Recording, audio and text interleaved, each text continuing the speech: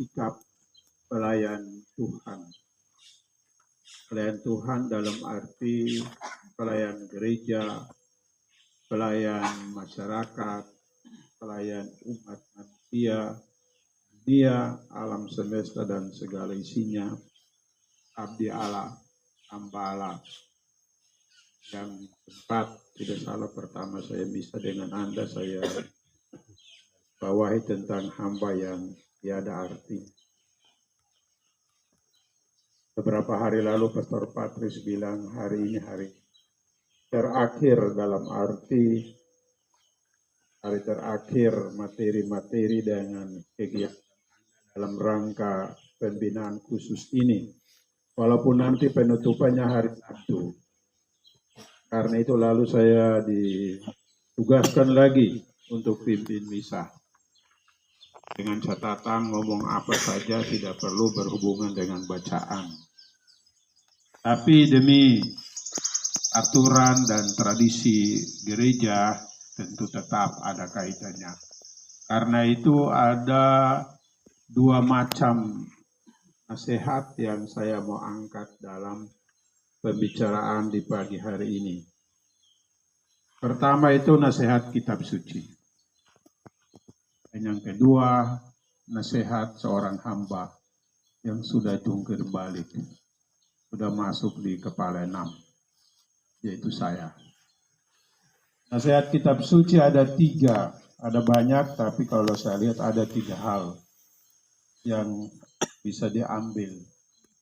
Yang pertama, itu melalui kitab suci, Anda dan saya diingatkan bahwa dalam hidup kita akan ada selalu 1001 macam pengalaman hidup. Baik yang positif maupun yang negatif. Dan sebagai abdi atau pelayan Tuhan, kalau jujur, itu yang sering terjadi adalah yang negatif. Dan itu yang ditekankan juga dalam bacaan-bacaan dalam Injil hari ini. Yang barangkali terjadi. Ya Yesus sendiri akhirnya kan dia mati disalibkan. Keselamatan terwujud karena pengorbanan, karena derita. Yang terjadi. Baru ada keselamatan dan ada kemuliaan. Di tempat lain itu dikatakan kalau benih itu tidak mati, maka dia hanya tinggal sebiji. Dia mati baru dia bisa bertumbuh, lalu dia berbuah banyak. Banyak sekali itu bacaan-bacaan tentang. Hal yang kedua yang diingatkan kepada kita, yaitu bukan hanya yang negatif, tapi juga ada banyak yang positif. Ada banyak hal-hal yang luar biasa juga yang terjadi dalam hidup dan karya seorang abdi, seorang pelayan Tuhan. Karena itu jangan berputus asa bila menghadapi hal-hal yang negatif, hal-hal yang buruk, bila menghadapi tantangan, derita, kegagalan, dan sebagainya, dan sebagainya. Karena toh sebagai seorang pelayan abdi Tuhan yang punya iman, selalu yakin bahwa akan ada happy end. Segalanya akan sukses, akan indah pada waktunya. Itu yang harus dipegang teguh oleh seorang abdi, seorang pelayan Tuhan dalam berkarya melayani gereja dan masyarakat. Agar semuanya itu akan happy end, agar yang negatif itu berubah menjadi yang positif. Dan sering saya katakan, orang yang paling berbahagia di dunia adalah orang yang bisa ceria di saat seharusnya cemberut. Orang yang bisa tertawa di saat seharusnya menangis. Dan agar supaya bisa sampai ke situ, maka juga bacaan-bacaan hari ini, Injil Suci, memberikan juga satu nasihat kepada kita. Bertahan. Tetap teguh, kokoh dalam iman, harapan, dan kasih. Jangan berputus asa. Jangan cemas, jangan takut. Karena Tuhan tetap ada. Ada lagu, jangan takut dan cemas. Tahu lagu itu ke tidak? Tahu ke tidak? Kalau tidak tahu sebentar cari tahu. Lagu sangat penting untuk kekuatan ketahanan di dalam hidup dan karya. Disambung. Inilah aku tunjukkan. Nyanyi dulu. Tunjukkan padaku jalanmu ya Tuhan. Bila gelap aman aku tuju, di hati selalu ragu dan bimbang, terdengar bisikan pengharapan. Jangan takut dan cemas, ini aku. Bla bla bla bla bla bla bla dan seterusnya. Saya di saat saya sudah mulai jungkir balik, kadang-kadang dulu waktu di paroki saya duduk mengemudi motor Paula di malam hari sambil mendengungkan lagu itu, bahkan sambil mencucurkan air mata. Air mata dua sisi, kekecewaan, kejengkelan, tapi juga air mata kegembiraan dan sukacita. Dengan bekal lagu ini antara lain. Dan saya rasa itulah pesan dari bacaan hari ini, terutama Injil Suci. Jadi syarat sederhana, ya jangan takut dan cemas, berteguh, bertahan. Karena apa? Bukan aku, tapi Dia. Ya, ingat itu. Bukan kita, tapi Tuhan yang hidup dan berkarya dalam diri kita. Dan kalau Dia, maka pasti akan sukses, pasti akan happy end. Kalau ada masalah, ada yang negatif, ya itu untuk sementara. Dan setan, si jahat, dia mencoba. Jangan kalahlah terhadap itu. Terus saya lanjut nanti panjang, lalu nasihat saya tambah panjang lagi dan tidak selesai-selesai. Tapi itu 3 hal utama yang menjadi pesan penting dalam bacaan-bacaan hari ini. Yang berikut itu 3 pesan dari Pastor Agus. Seorang yang sudah jungkir balik. Yang paling hebat sudah, yang paling buruk pun sudah. Saya sering berkelakar dengan teman-teman, ya kamu hebat apapun juga syukur kepada Allah. Bahwa saya sudah pernah dianggap seperti tai di laut, tai di septic tank. Tapi saya juga pernah disandung begitu luar biasa. Cuma yang saya tidak pernah mendapatkan topi uskup ke topi paus. Dan tongkatnya itu tidak. Saya pernah tinggal di kamar yang itu sederajat dengan para pembesar itu suatu negara. Yang sama dengan satu villa besar. Dan sudah pernah saya biasa garap Sur Anton, kau berkhotbah banyak tapi kau belum makan itu daging lembu yang paling empuk tuh. Tapi saya sudah. Sekurang-kurangnya mungkin di seluruh Maluku ini orang yang pernah makan daging lembu yang paling tambun itu saya kapan? Rumah Pak sudah ke belum? Waduh, kasihan loh. Apalagi sustar. No? Apalagi Boni. Barangkali sampai mati hanya mendengar kitab suci saja. Memang luar biasa daging itu. Betapa enaknya, tidak bisa dilukiskan dengan kata-kata. Syukur kepada Allah. Ya, bagian dari salah satu happy end dalam segala pergumulan hidup. Sementara menjalankan tugas yang tidak gampang, sampailah titik itu misalnya. Itu ceritanya. Kalau mau tahu nanti cerita lain kesempatan. 3 nasihat apa yang saya mau sampaikan hari ini.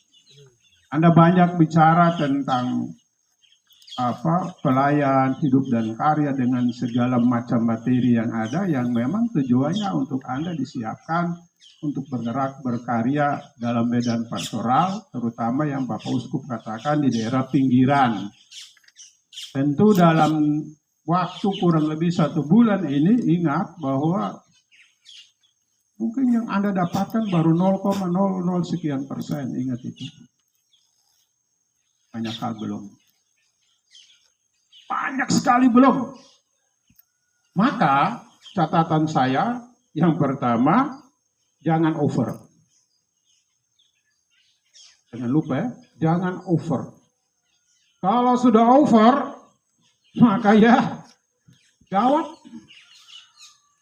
Over itu ada 2 arah. Over kiri, over kanan. Over hebat, dan over tidak hebat. Over positif, over negatif.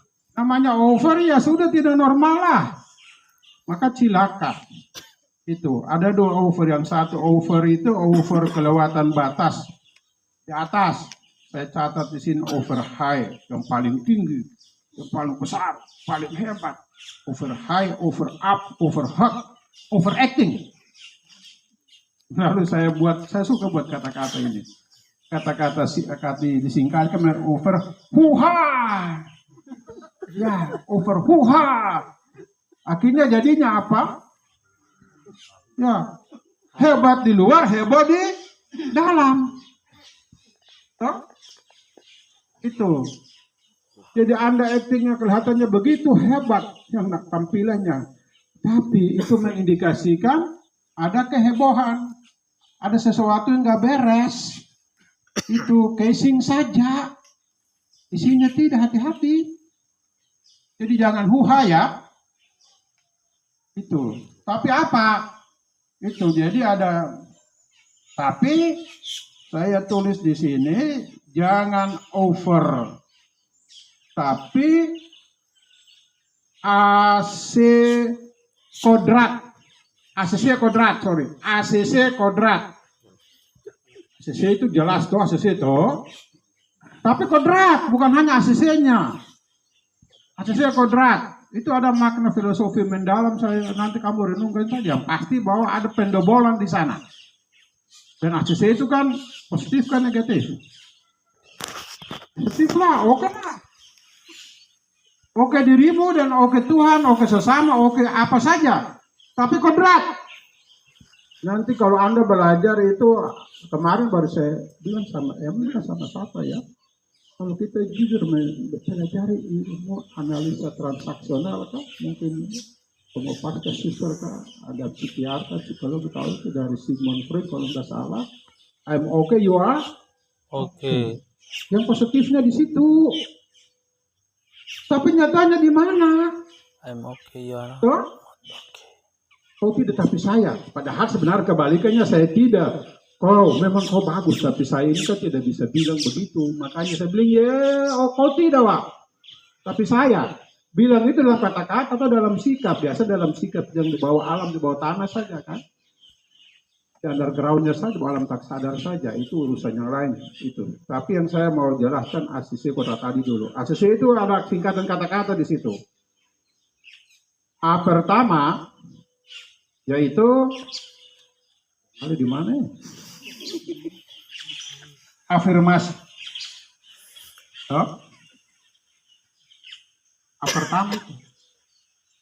Yang pertama itu afirmasi. Afirmasi itu artinya bahwa ada peneguhan sesuatu yang baik dengan cara yang baik, kata-kata yang baik, dengan hasilnya pun yang baik. Dinyatakan, diteguhkan, ditunjukkan dibuktikan. Saya bawa HP. Saya mau katakan tidak ada salahnya bahwa kita punya HP asal belajar banyak yang baik dari HP. Jangan hanya belajar yang buruk saja. Dan biasa yang buruk itu kan lebih enak, lebih nikmat, toh? Tahu sendiri apa yang saya maksud. Tapi saya terpaksa, tadi pagi saya bangun Tempo. Saya tulis ini, tapi apa arti afirmasi sebenarnya saya mau terangkan sama orang-orang ini. Akhirnya saya bangun Tempo, lalu saya cari, saya tanya ke siapa? Tanya ke siapa? Tanya ke Om Google. Kemungkinan saya hanya ngomong begitu saja, ada maksud ini ya. Siapa otak jalan mengerti kenapa saya jam ini bilang begini, ilustrasi begini. Kenapa? Ada otak jalan ke tidak? Ada apa sebab apa ini? Tujuan apa ini? Kalau tidak tahu bilang saya tidak tahu, saya kasih tahu. Jujur saja tahu. Tahu kenapa ke tidak? Saya buat ini karena apa? Nanti Anda di pelosok-pelosok sana, Anda sendirian. Tapi pada zaman sekarang ini tidak lagi sendirian seperti pada zaman saya. Ada ini misalnya, ya pakai itu, cari tahu itu. Hal-hal yang baik. Supaya memperkaya dirimu karena Anda tadi baru dapatkan 0,000 sekian persen. Maka cari tahu terus itu. Misalnya itu. Contoh kan. Saya tidak mau bicara tinggi-tinggi, tapi contohnya maka saya buat tadi pagi saya bangun. Yang sudah kepala 6 ini. Saya cek ulang. Apa arti itu? Afirmasi. Luar biasa. Dijelaskan begini. Kata-kata positif yang digunakan untuk memberikan penegasan kepada diri sendiri. Dulu baca ada benar, ada salahnya. Tentu setiap orang menjelaskan dengan dia punya sudut pandang latar belakang. Tapi saya lalu mengolah otak, konsekuensinya saya pun ajaran. Lalu intinya adalah ungkapan yang positif yang dipakai untuk penegasan peneguhan.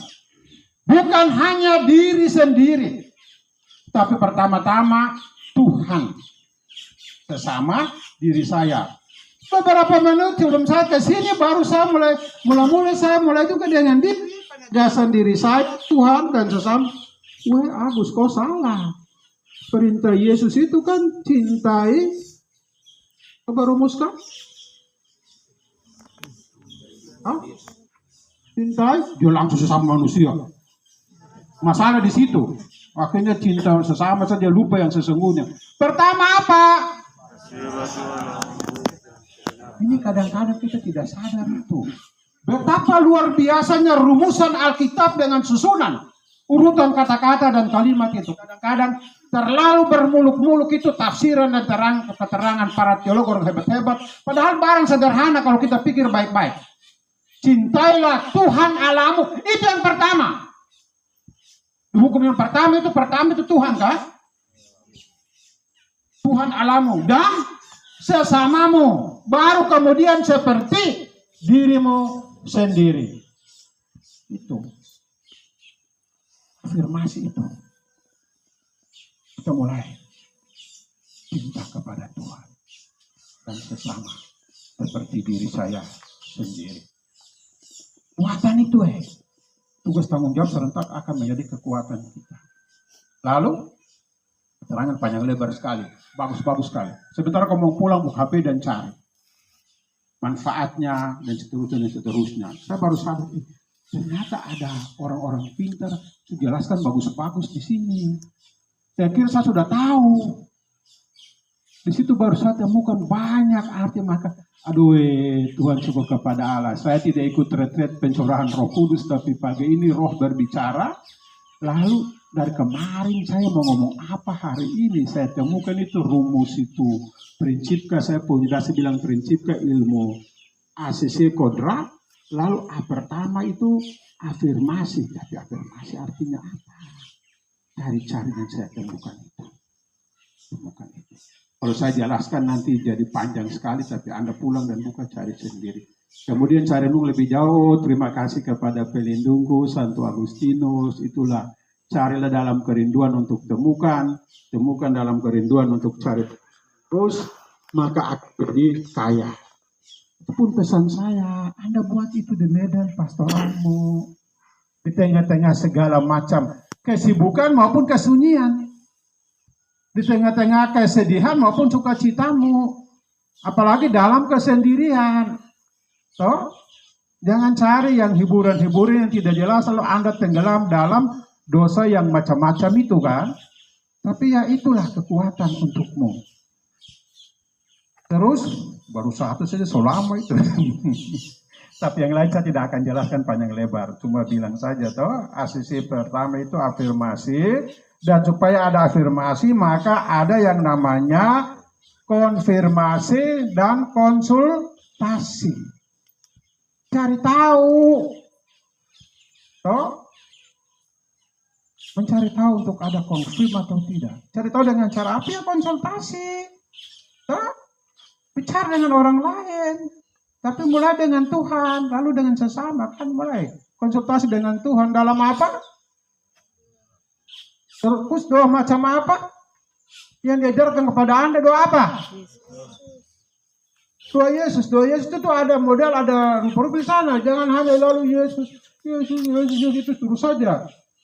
Tapi di dalam doa Yesus itu ada satu keheningan di sana. Ungkapkan doa Yesus supaya Anda fokus perhatian. Dan di dalam keheningan Anda discernment, mendeteksi lebih mendalam. Apa makna pergumulan hidup dan karyamu? Tuhan bilang apa? Tuhan pesan apa di situ? Dan Anda akan menemukan di situ. Anda akan dikuatkan, terhibur di situ. Lalu bangkit lagi dan mulai bekerja lagi. Dengan semangat. Itu yang jadi. Dulu, waktu saya sekretaris, Uskup tawarkan itu, saya bilang Bapak Uskup tidak salah. Kenapa Anda bilang begitu? Saya ini susah belakang meja. Sudahlah yang penting Anda coba, oke? Kalau coba ya oke. Tapi kalau mau sempurna, tidak bisa kita bakal lain lagi. Saya mau.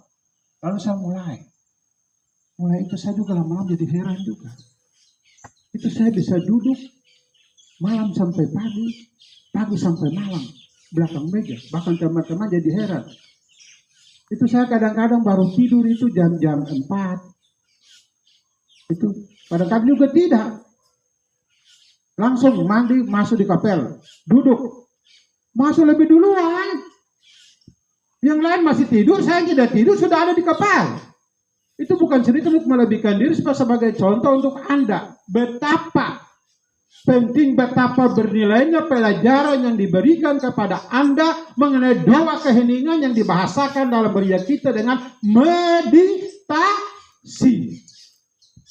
Duduk tenang, bermenung untuk meresapi kehadiran Tuhan. Itu ada satu lingkaran diri, lingkaran iman. Kalau saya ungkapkan pengalaman tentang doa itu, bagaimana saya merasakan energi kekuatan ilahi. Dari ujung rambut dia berputar sampai ke ujung kuku, dia naik lagi begitu terus. Sudah itu terasa lega. Rasa sakit pun hilang. So, saya tidak buat dan saya tidak alami. Dalam nama Yesus kuperintahkan kau keluar. Ya itu saya tidak menjelekan itu ya juga. Tapi jangan hanya itu, jangan buat itu over. Ya, lupa jangan ingat over. Lalu bukan Anda mewartakan Yesus, tapi mewartakan masalah. Anda ciptakan masalah. Ingat itu. Hati-hatilah, misalnya kan. Itu. Saya alami, saya sudah. Tidak sangat duduk tenang, lalu mulai kuat kembali. Segar kembali. Teman-teman bertanya ini, ada pastor ini. Laki-laki satu ini seperti tidak capek-capek. Capek-capek dari mana kekuatan? Saya bilang kekuatan adalah 10-15 menit. Sebelum nanti sudah misa itu, kekuatan di situ, doa keheningan itu, meditasi itu, saya mengambil kembali energi ilahi, kekuatan Tuhan di saat itu. Tentu dengan metode nama Yesus itu tujuannya supaya kita bisa fokus ke Tuhan, ke Yesus di sana. Itu.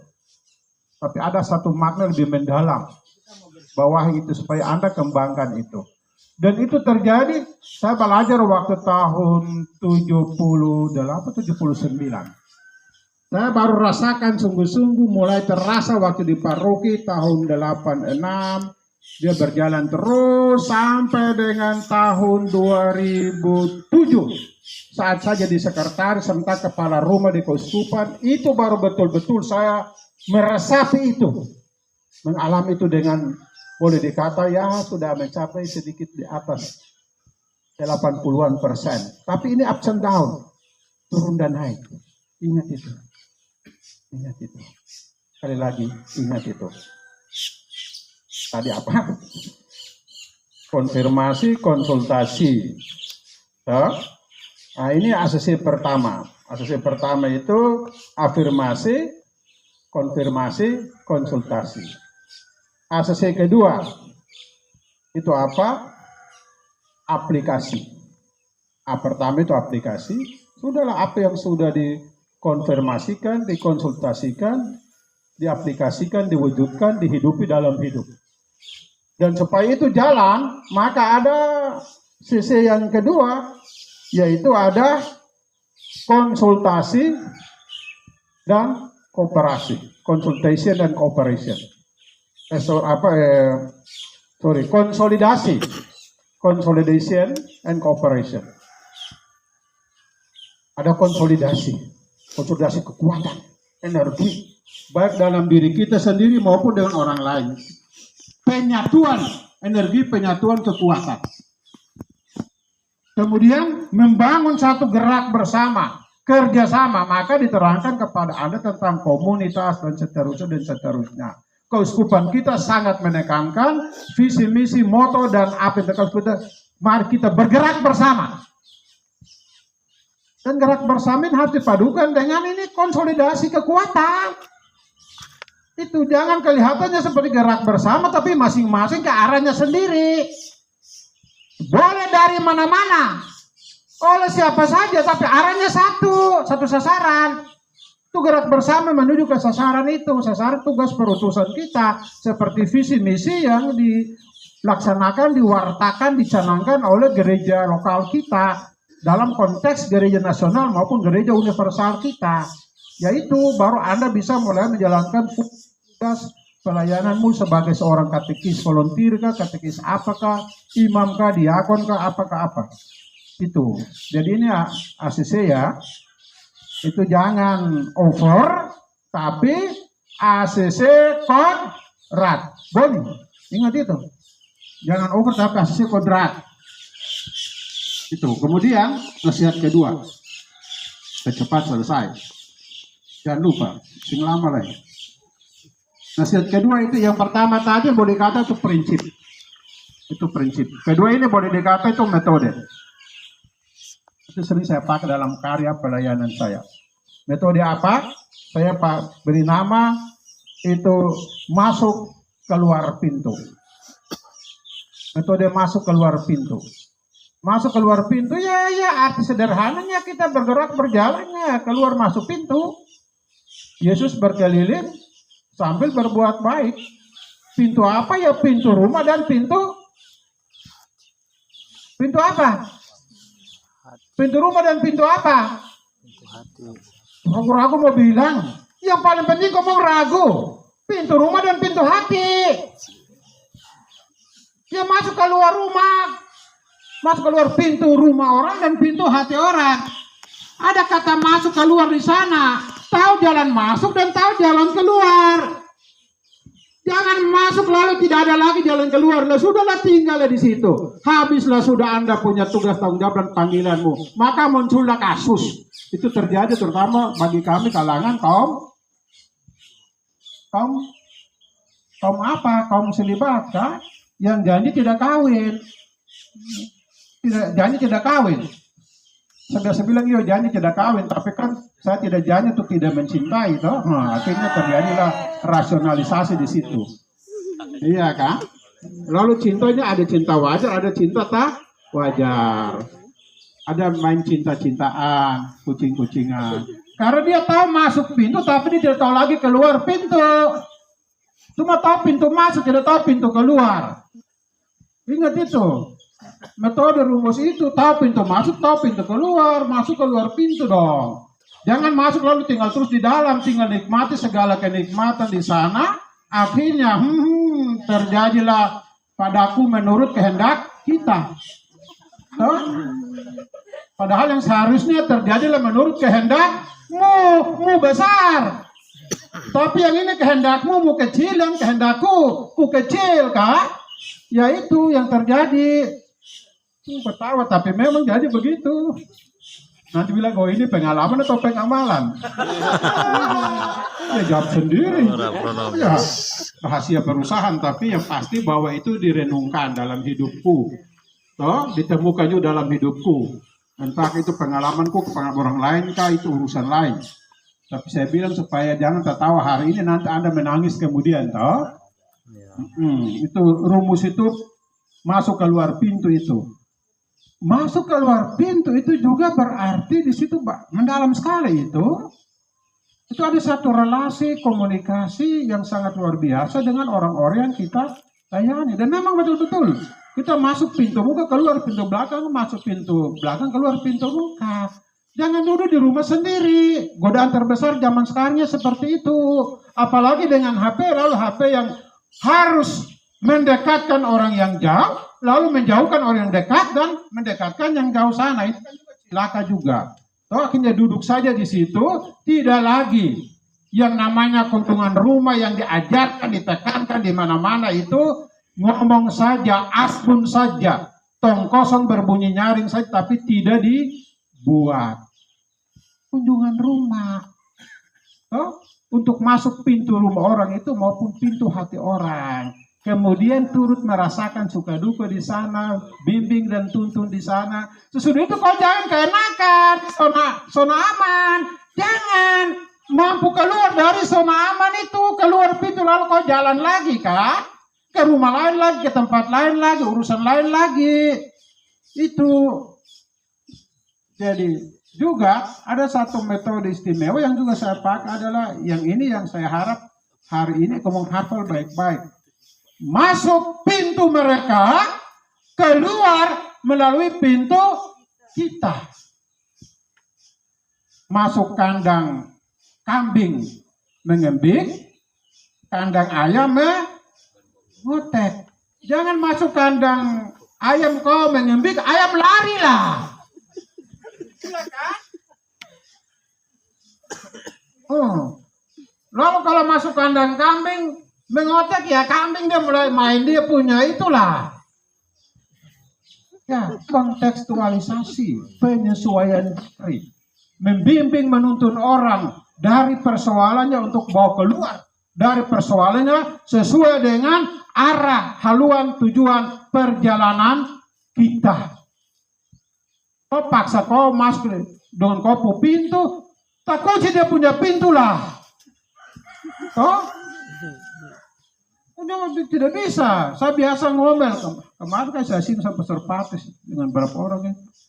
Dunia ini dipimpin, dituntun, dibawa untuk ke surga. Surga tidak bisa dipaksakan masuk ke dunia ini. Ingat itu.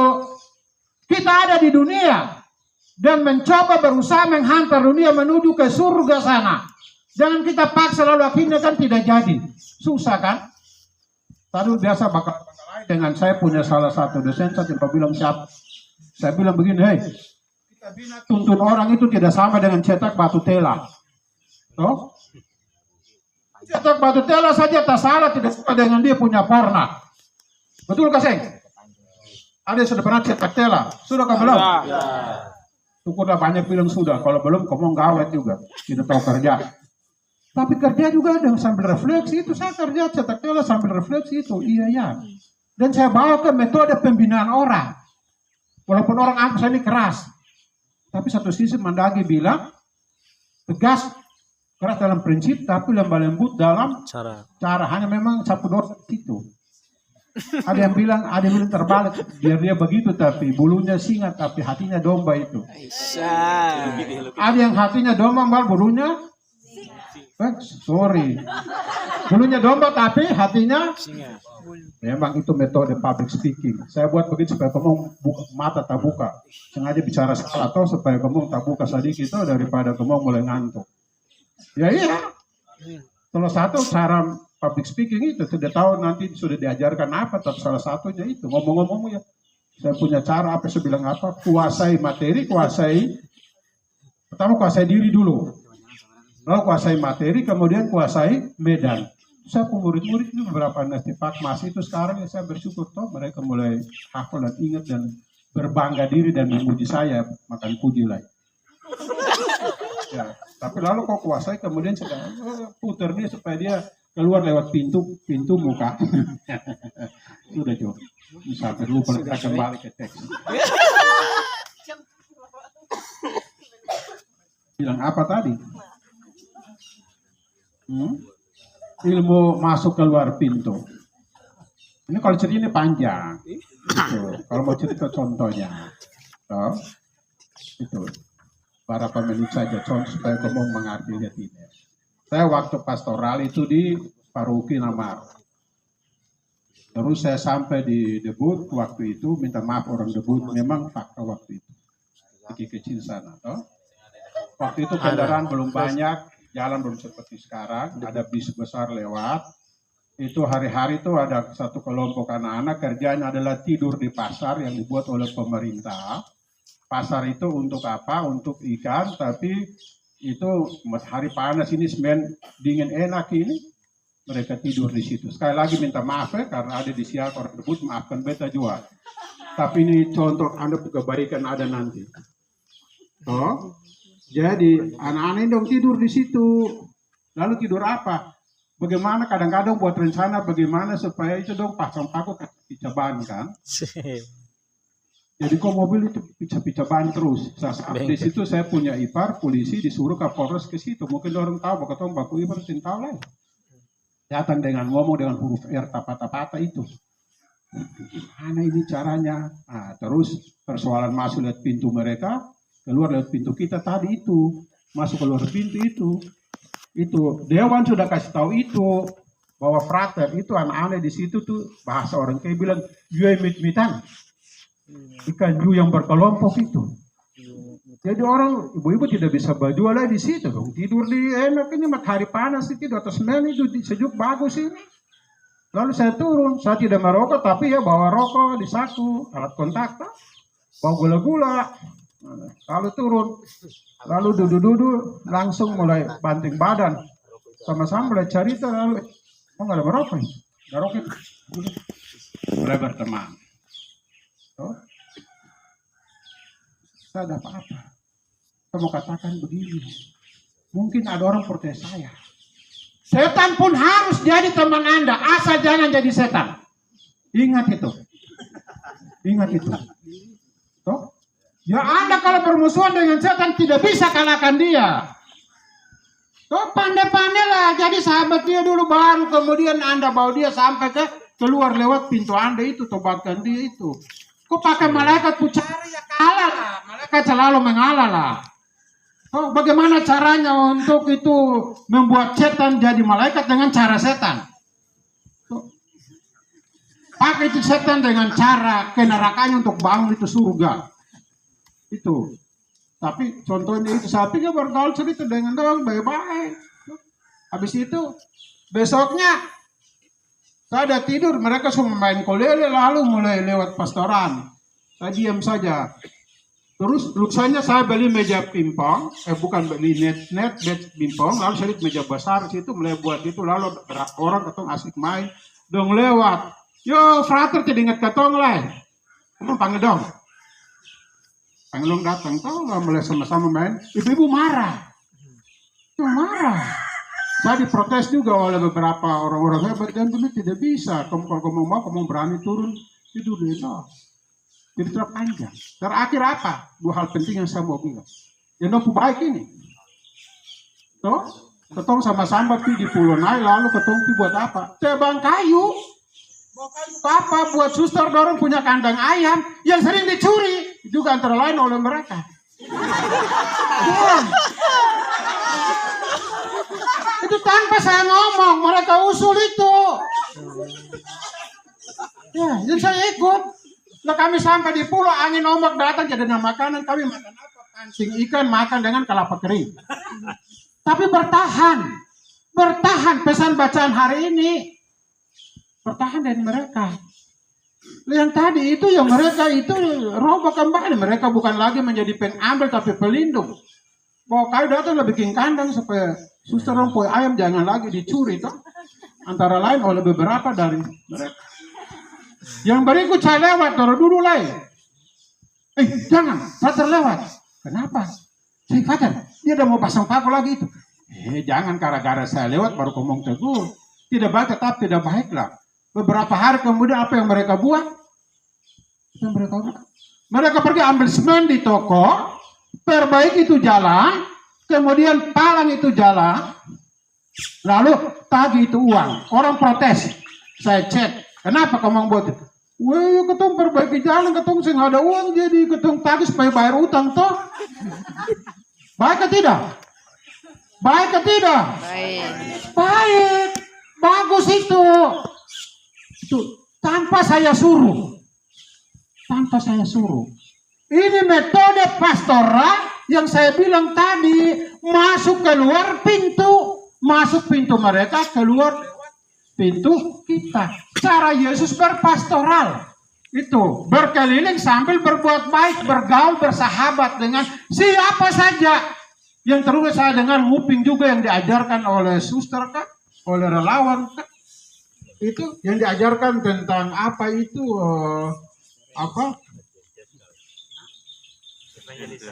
evangelisasi dengan itu bergaul dan siapa saja bukan orang saya sempat dengar teriakan itu salah satu pengajar bukan orang kalau otak lah bukan orang sambung itu kalimat itu ini penting. Masa kamu diam? Sesi panjang karena menyimpulkan segala hal 1 bulan atau siapa suruh pastor partis bisik itu dia tidak punya untuk pakai toh pakai kesempatan dalam kesempitan. Bukan orang apa? Astagfirullah alhamdulillah masa kamu tidak bisa itu kamu ikuti lomba pesparannya apa sudah cermat anak-anak saya lebih hebat bukan orang nenomato Bukan orang sehat. konteks saya bicara apa Orang sehat. Yesus berkeliling sambil berbuat baik kau dengan siapa saja tanpa memilih konteks itulah saya maksud bukan orang cerita tadi anak-anak tadi bukan orang. Coba lengkapi kalimat itu. Kamu mesti olah otak banyak ini. Tapi apa boleh buat? No, itu 1 bulan memang baru 0,000 sekian persen. Ini PR bagi Pastor Paris dengan timnya dan Pastor Eman dengan tim termasuk dengan saya. Walaupun saya biasa bilang kita mati. Bukan orang sehat yang membutuhkan. Betapa susahnya. Kadang-kadang so ada dalam muka ini ya. Tapi tak tutup toh. Ingat itu. Maka jangan over. Ingat. Karena itu saya wajarkan jangan over.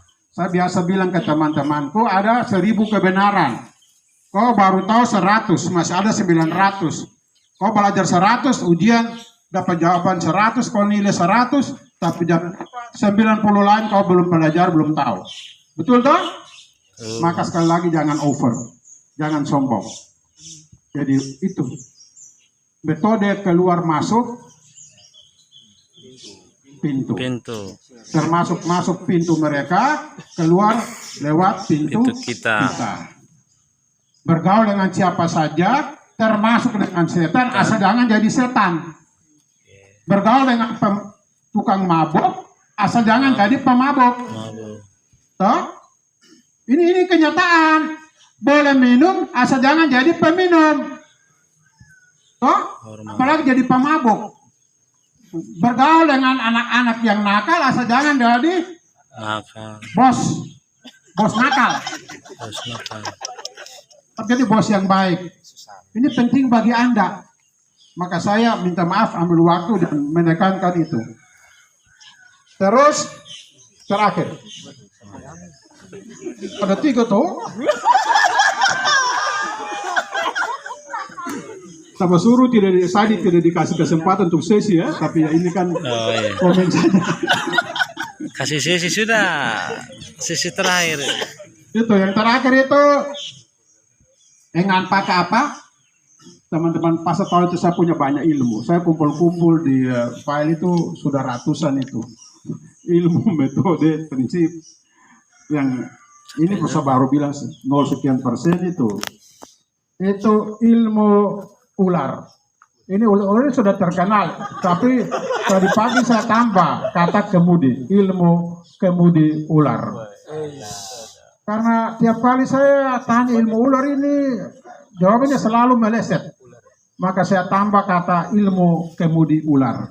Termasuk saya juga merenung, berkembang juga. Gitu. Sudah puluhan tahun saya pakai ilmu ular saja.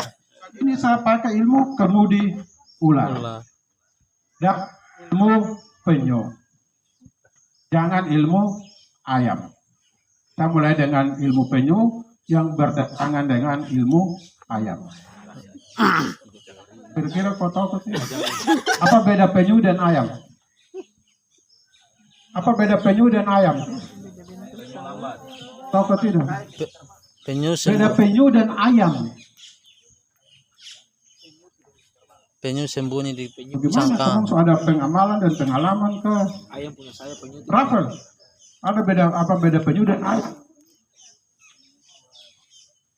Di Arus sana banyak penyu itu. Ayam juga banyak. Apa beda penyu dan ayam? Kau tidak jawab loh, misu dan koko semakin panjang. Ayam punya saya, penyu tidak. Ayam punya sayap, penyu tidak. Jawabannya tidak salah, tapi Belum. out of context. Ya, dan otak belum jalan betul. Ataukah belum tahu ini? Barang ini sederhana sekali, dari SD saya sudah hafal itu. Terus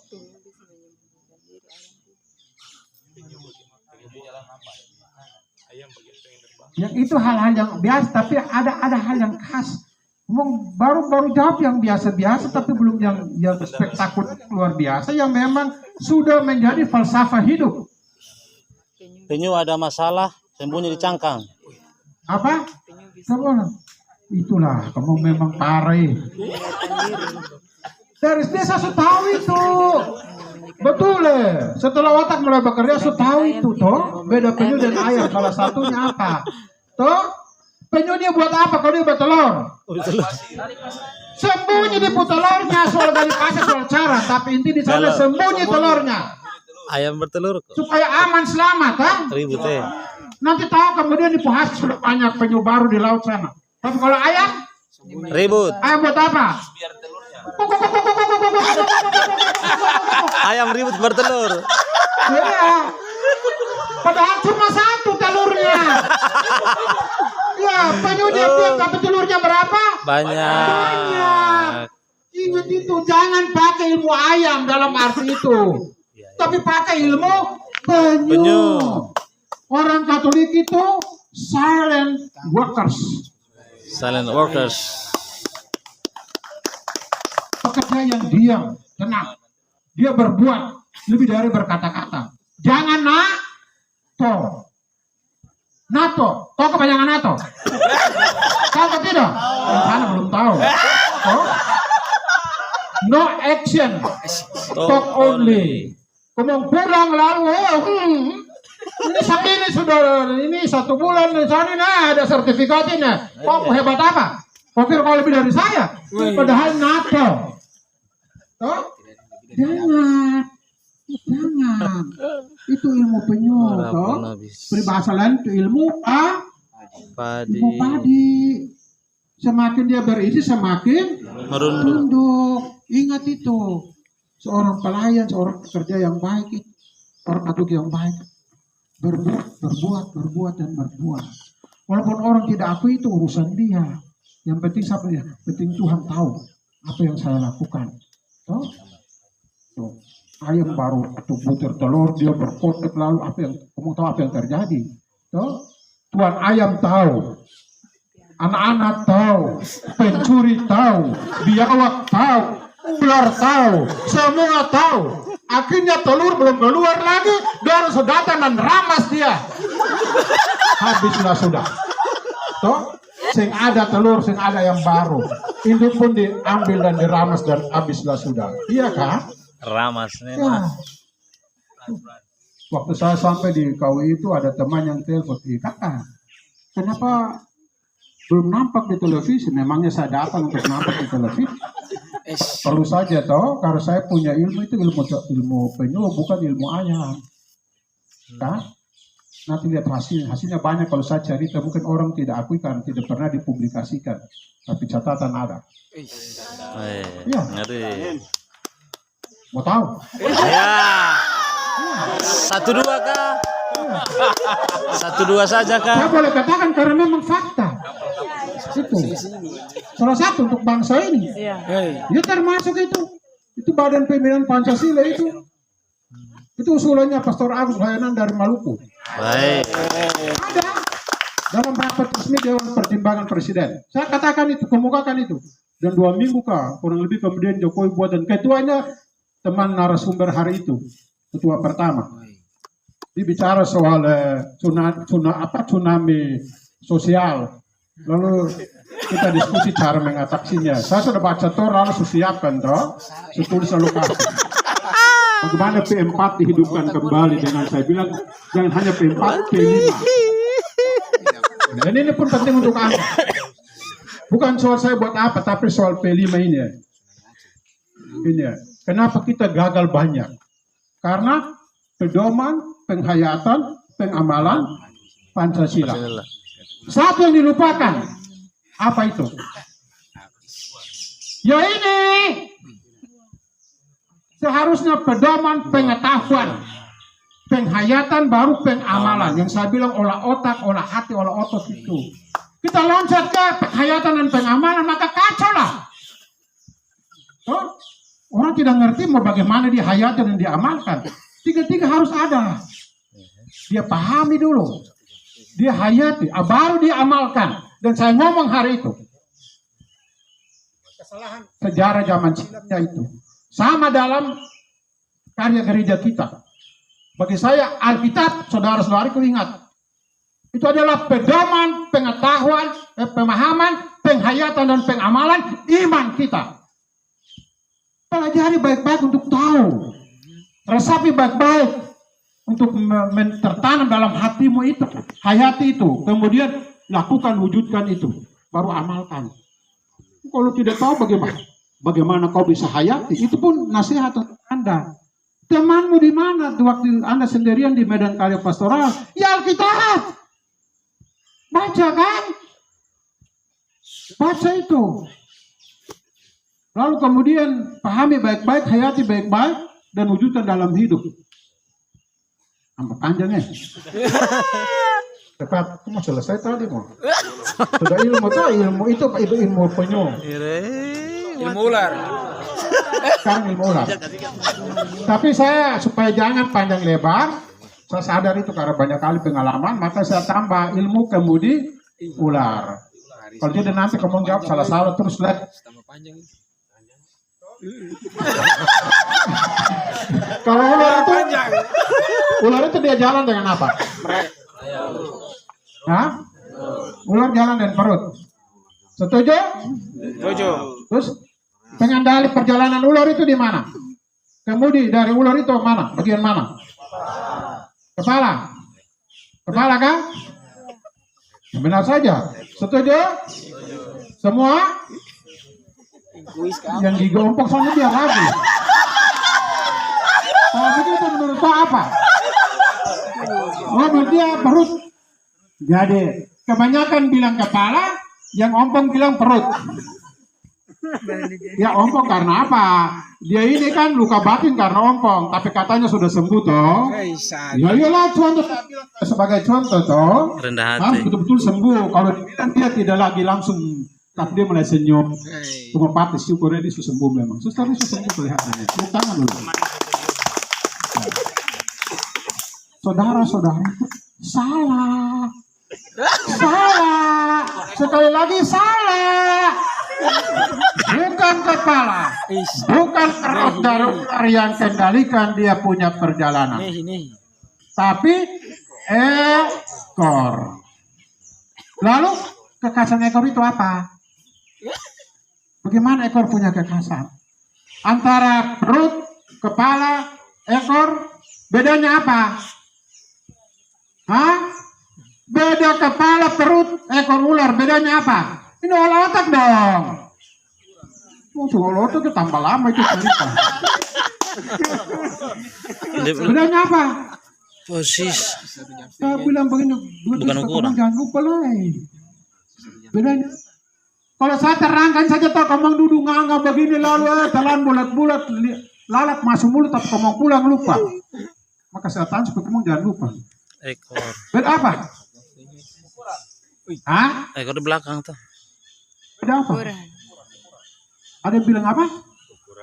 Buatlah jangan ragu-ragu lah ukuran. Oke. Mana yang besar, mana yang kecil? Jawabannya tidak langsung menukik. Nah, ukuran betul, tapi mana yang besar, mana yang kecil? Ukurannya berarti kan besar kecil toh. Iya. Ekornya? Sudah jelas. Bilang langsung begitu. Siap. Nanti ngomong di badan pastoral sana jawabannya mengambang. Iya benar. Seorang yang hebat itu, tak, to the point, jelas, tajam, terpercaya. Silet. Iya, tajam terpercaya. Saya sudah buat itu bersama dengan Rusia. Iya, tajam terpercaya sehingga saya punya lawan debat langsung stop. Nice. Persis silakan. Tapi ya, bedanya di situ. Ekor dua, paling kurang dua. Ekor di belakang dan kecil. Coba bayangkan. Ekor ular yang kecil itu memang kemudian biasa di belakang, jadi wajar-wajar saja. Tapi bayangkan, ekor ular yang kecil itu bisa mengemudikan badan ular yang begitu besar. Kenapa? Ini penting. Pertanyaan kenapa itu penting. Ada sesuatu pertanyaan, oh kenapa ya? Kenapa ya? Waktu saya diajarkan tidak disampaikan kenapanya. Saya pulang di perpustakaan Seminari Tinggi Pinelian, saya pergi cari buku anatomi tubuh dari ular di biologi. Saya buka lalu saya mulai periksa. Kenapa? Kok kecil dia kendalikan? Ya memang mencari memang. Lalu mengerti.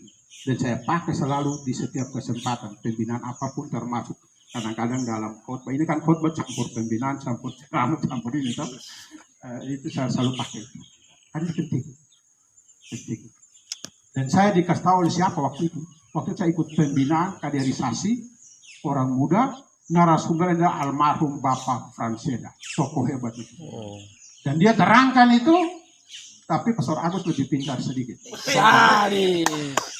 Karena dia bilang, Itu poin kita utamanya. harus jadi seperti ular. Kemudian ada di ekor. Tapi dia tidak terangkan kenapa begitu. Saya tanya, tidak jawab juga karena terlalu banyak pertanyaan. Akhirnya saya penasaran, saya pulang cari tahu sendiri toh, dan saya tahu jawabannya. Kenapa? Tahu kenapa? Yang Franseda punya maksud itu, kenapa dia bilang seperti ular? Walaupun kita ini sedikit kecil, selalu ada di belakang, tapi harus kita kendalikan yang besar, yang banyak ini. Itu dia punya maksud. Tapi saya mendalami, merenungkan, mengerti, dan berbuat lebih dari itu. Ini bagi saya penting. Yang dia bilang betul, tidak salah.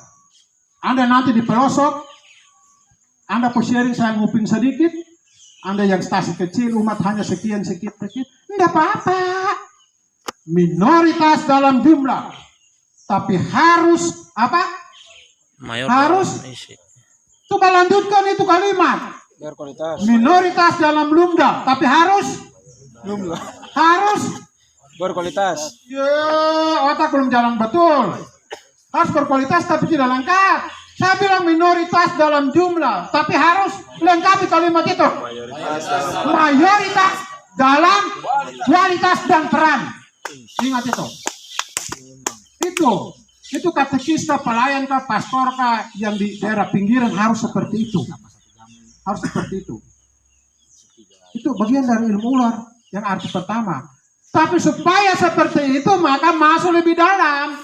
Yang ditemukan oleh Pastor Agus waktu masih frater. Oke. Pastor baru frater itu masuk lebih dalam. Lebih dalamnya bagaimana? Kenapa sampai ular yang kecil itu? Kenapa hanya 1-2 orang tapi dia bisa kendalikan yang puluhan ribu sampai jutaan orang yang termasuk Franseda pada masa itu? Bisa mengendalikan bangsa ini. Kenapa? Ada alasannya. Kenapa Francia ada cuma 1-2 orang saja waktu itu, tapi mereka bisa punya peran begitu kuat, walaupun orang protes dengan Orde Baru, tapi banyak hal yang bagus juga untuk pada masa. Kita harus akui, bagus. Yang salah bilang, yang baik juga bilang. Kenapa mereka bisa juga waktu itu? Ada rahasianya. Yang saya waktu itu terangkan, tapi saya pulang dan saya cari tahu dan tahu. Ular itu bagaimana bentuknya? Bagaimana modelnya? Memang saya tahu bilang menyerah supaya saya cepat pun sih. Runcing tajam. Menyerah, cepat sekali menyerah. Bilang jangan menyerah. Anak muda ini. Woi, saya pulang lalu saya buka buku anatomi tubuh biologi toh di perpustakaan seperti di Pinellan. Lalu saya lihat begini. Oh iya, di tulang begini, di daging begini. Terus saya renungkan, oh iya. Terus mulai gerak-gerik gitu. Kalau Anda kuliti itu ular, lalu Anda lihat dua hal penting di situ. Semakin ke ekor, bagaimana situasi kondisi dari tulang-tulangnya.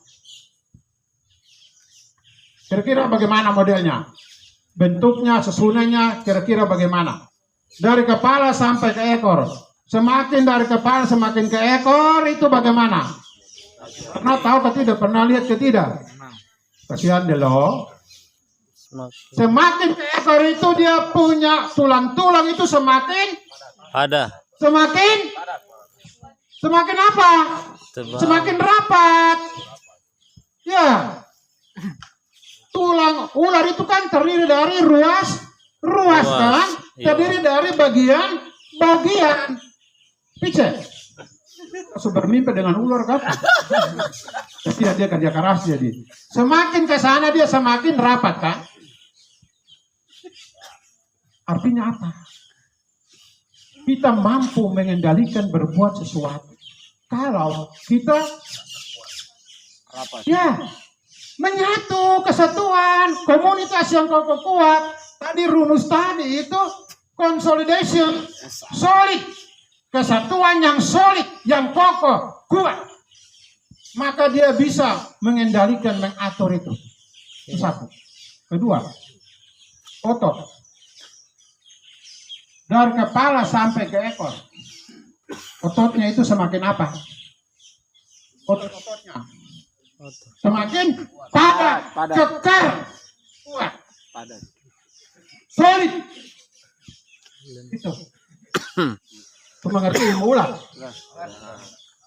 Saudara-saudariku, jangan panjang.